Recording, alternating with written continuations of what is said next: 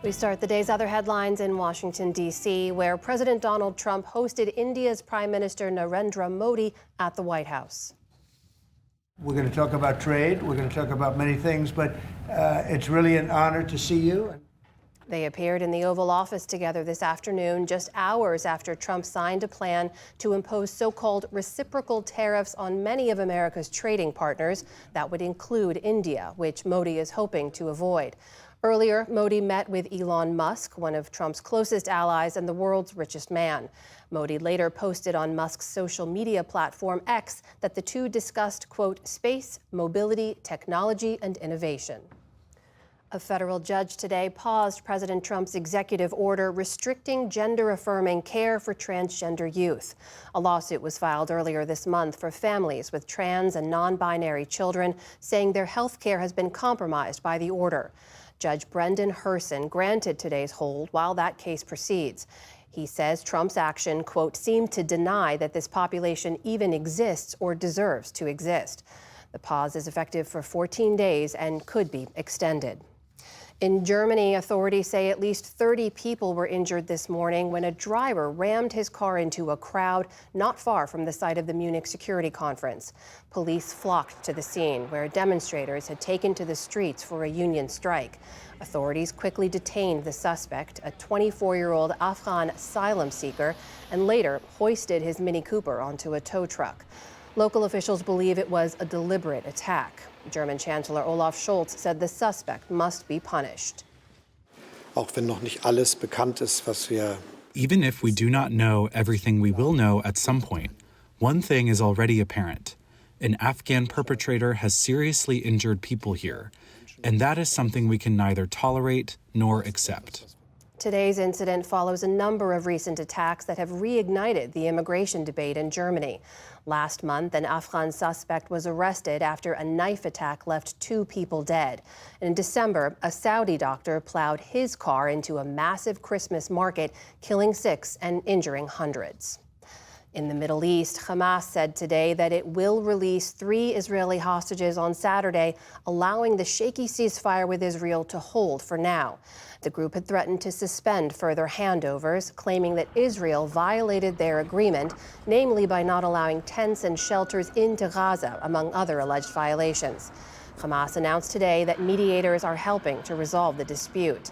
An Israeli government spokesperson said troops are in position to resume fighting in case Hamas does not follow through on Saturday's release.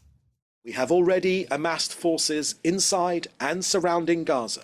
So, if those 3 are not released, if Hamas does not return our hostages by Saturday noon, the ceasefire will end and the IDF will resume intense fighting until the final defeat of Hamas. The names of the 3 people expected to be handed over have not yet been announced. There are still 17 hostages set to be released during this phase of the ceasefire. Of those, Israel says 8 are dead. Here at home, there's been dramatic pushback to the Justice Department's call to drop charges against New York City Mayor Eric Adams. The top federal prosecutor in Manhattan, Danielle Sassoon, resigned her position today rather than obey the order. The longtime Republican was not the one who brought the case against Adams, but had been filling in on an interim basis. While in Washington, D.C., 2 federal prosecutors reportedly quit rather than carry out orders to drop the case. Adams has been accused of accepting illegal campaign contributions and bribes in exchange for political influence. He denies any wrongdoing. Minnesota Senator Tina Smith announced today that this term will be her last.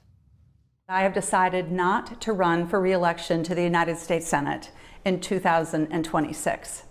Smith said on social media her decision was not political but entirely personal. Her open seat deals a blow to her fellow Democrats who already faced an uphill battle to retake the majority in 2026. Potential Democratic candidates were quick to emerge. Minnesota's Lieutenant Governor Peggy Flanagan said she plans to run. Representative Ilhan Omar is considering it, according to her chief of staff. And Governor Tim Walz, the running mate of former Vice President Kamala Harris, is reportedly also in the mix. A new study suggests that bird flu has silently spread from animals to some veterinarians. The Centers for Disease Control tested 150 dairy veterinarians across 46 states for antibodies to the virus. 3 of them were positive. None of the vets reported working with infected cows or having symptoms. The results echo 2 smaller studies that found evidence of past infections in farm workers that went undiagnosed. Researchers say this suggests that the U.S. is significantly undercounting bird flu infections nationwide. In California, a powerful storm known as an atmospheric river is hammering the state with torrential rains and wind. We won't be here, but we're hoping that everything will stay off our driveway and just flow down. In Southern California, officials have advised residents of 4 counties to evacuate. They say heavy rains could trigger mudslides in areas that were ravaged by recent wildfires. Forecasters expect as much as 6 inches of rain in higher elevations. That same storm has already piled 2 feet of snow in parts of the Sierra Nevada region and caused whiteout conditions in Oregon. Law enforcement there say more than 100 vehicles were involved in a pileup which closed part of Interstate 84. Meantime, in the eastern U.S., road cleanup continues following 2 days of heavy snow and freezing rain. Over 150,000 people are still without power in Virginia and North Carolina. On Wall Street today, stocks rallied on relief that President Trump's latest tariff plans are not as dramatic as some had feared. The Dow Jones Industrial Average gained more than 340 points on the day. The Nasdaq surged nearly 300 points, or 1.5%. The S&P 500 also ended firmly in positive territory. Still to come on the News Hour, lawmakers question President Trump's nominee for Education Secretary. A Nobel Prize-winning economist on the potential financial risks ahead as the U.S. shifts course. And a look at efforts to eliminate the historical practice of genital mutilation in African communities.